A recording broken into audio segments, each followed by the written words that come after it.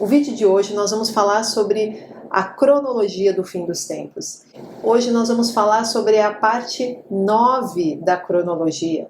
Eu sempre vou deixar dentro de uma playlist chamada Cronologia do Fim e você vai procurar lá as partes. Então, se você está começando agora o primeiro vídeo, então é ideal você se antenar a respeito da cronologia, porque às vezes você vai me trazer dúvidas que eu já respondi em vídeos anteriores. Então, dá uma olhada lá, caso você ainda não tenha conferido os outros vídeos. Mas se você mesmo assim quer continuar aqui comigo, se prepara aí e vem comigo nessa jornada.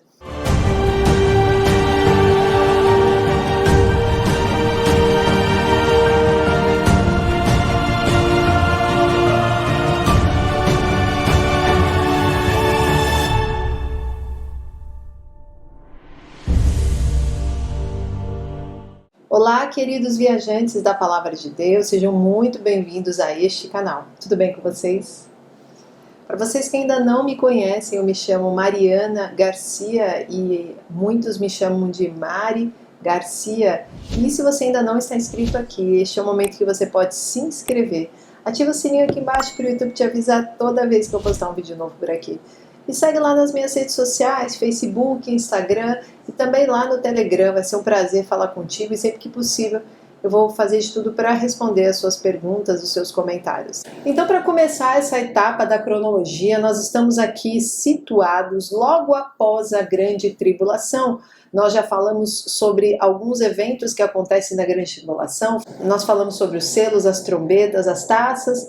E agora nós vamos finalizando aí, chegando no final da grande tribulação. O que viria após essa metade da última semana de Daniel, os 3 anos e meio finais da última semana de Daniel. Nós temos aqui agora a vinda de Cristo Jesus.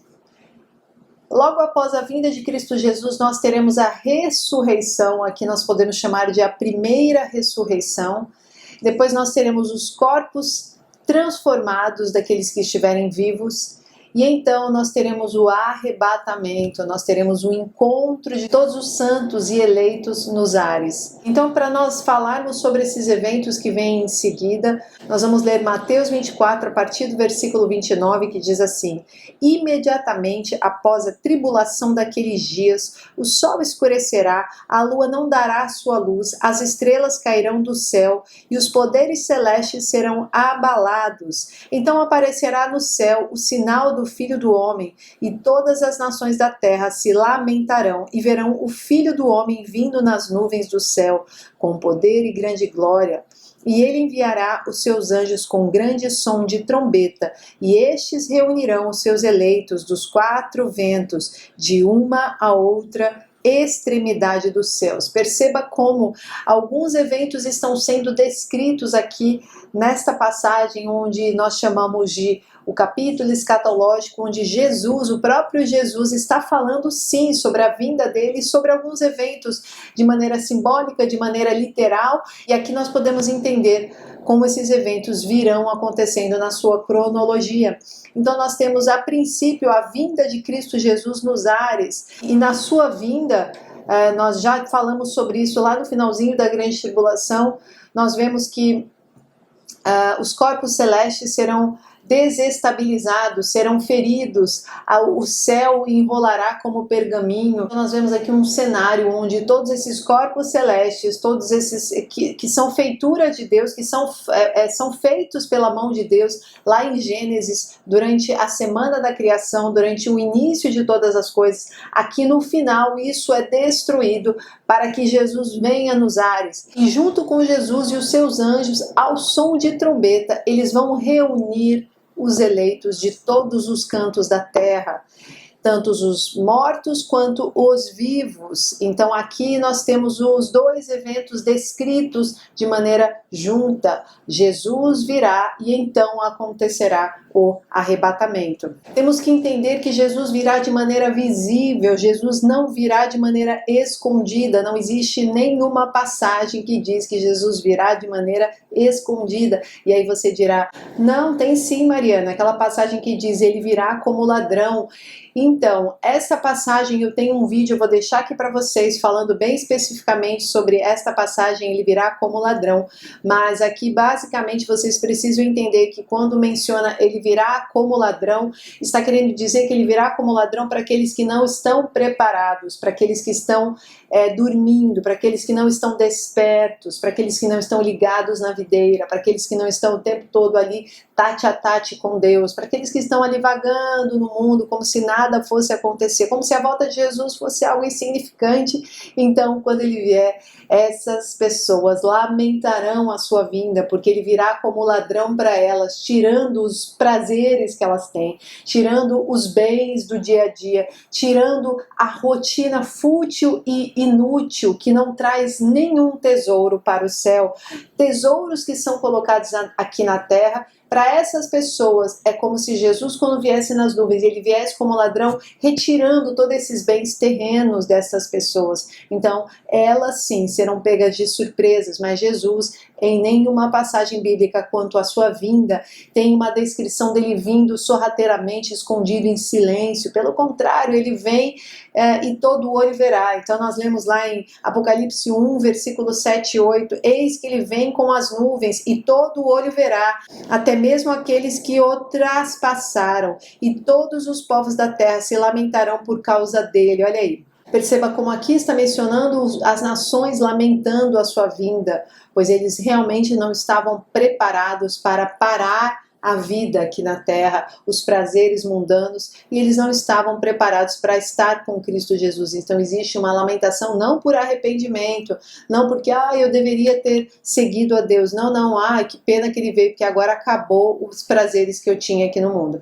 Essa é a menção aqui de Apocalipse. Ele virá de forma visível e ele virá buscar os seus eleitos, os santos que estarão aqui, tanto vivos quanto mortos.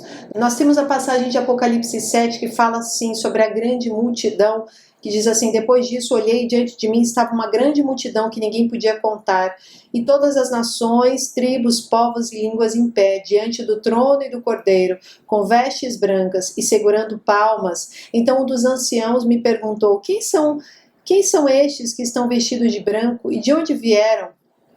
Respondi: Senhor, tu o sabes. E ele disse: estes são os que vieram da grande tribulação, que lavaram suas vestes e as alvejaram no sangue do Cordeiro.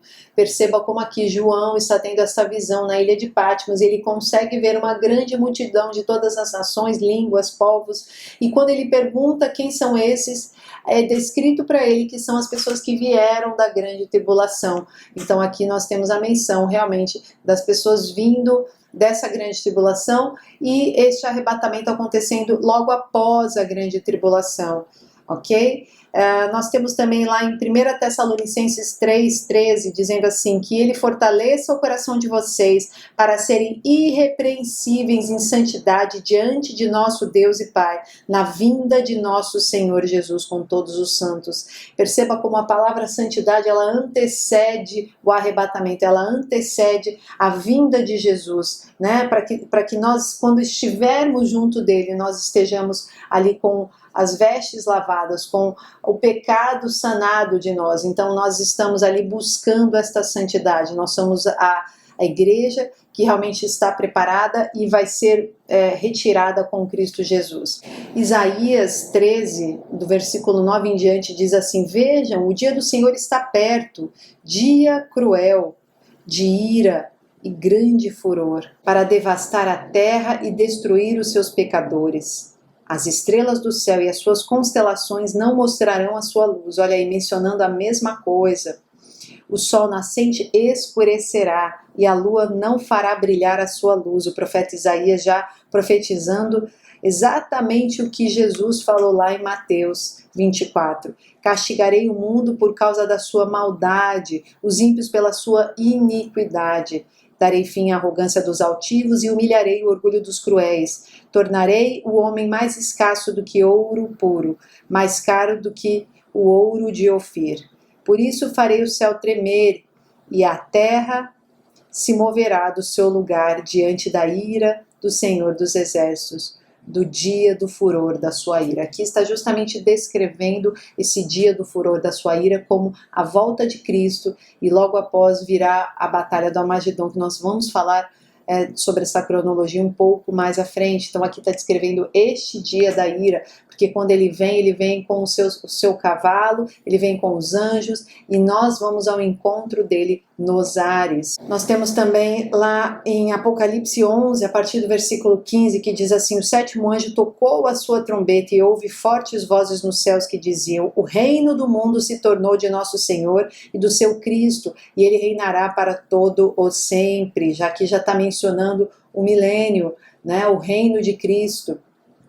Os 24 anciãos que estavam assentados em seus tronos diante de Deus prostraram-se sobre os seus rostos e adoraram a Deus, dizendo: graças te damos, Senhor, Deus Todo-Poderoso, que és e que eras. Já não é mais que hás de vir, porque ele já é, né? Ele já está vindo. Porque assumiste o teu grande poder e começaste a reinar, de novo mencionando o milênio. As nações se iraram e chegou a tua ira. Chegou o tempo de julgares os mortos e de recompensar os teus servos, os profetas, os teus santos e os que temem o teu nome. Então aqui está falando sobre julgamento, sobre recompensa, sobre galardão. Então junto com Jesus vem todas essas características, e nós em Joel 2, a partir do versículo 1, nós lemos assim: toquem a trombeta em Sião, deem o alarme no meu santo monte.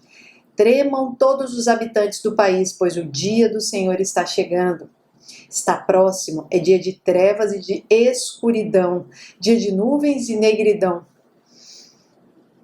Assim como a luz da aurora se estende pelos montes, um grande e poderoso exército se aproxima, como nunca antes se viu, nem jamais se verá nas gerações futuras. Diante deles o fogo devora, atrás deles arde uma chama. Veja aí, descrevendo o exército que vem junto com Cristo Jesus, mas também nós vamos ao encontro, e nós também faremos parte deste exército. Mostrarei maravilhas no céu e na terra, sangue, fogo e nuvens de fumaça. O sol se tornará em trevas e a lua em sangue, antes que venha o grande e terrível dia do Senhor. A volta de Cristo, ela está sempre relacionada a um dia de trevas, a um dia de escuridão, porque nós estaremos vivendo aí esses 7 anos da última semana de Daniel, esses 3 anos e meio finais de muita turbulência aqui na terra, de muita destruição.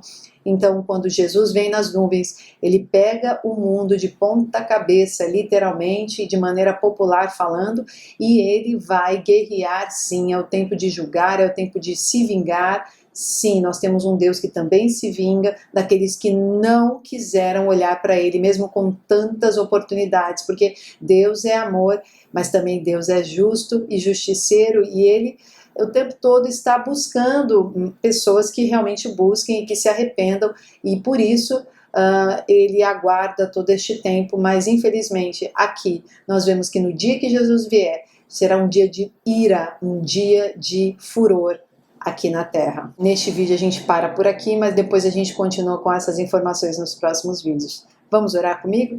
Senhor nosso Deus e nosso Pai, obrigada por esta mensagem. Ajuda-nos, Pai, a estarmos preparados para a Tua volta. Queremos ser encontrados como as noivas prudentes que estão com seus candeeiros cheios de azeite. Prepara o nosso coração, nosso espírito, guarda-nos, Senhor, de toda a nossa limitação. Livra-nos de todo pecado e sê conosco até a sua volta, em nome de Jesus. Amém. Deus abençoe, queridos, e até o próximo vídeo. Não perca!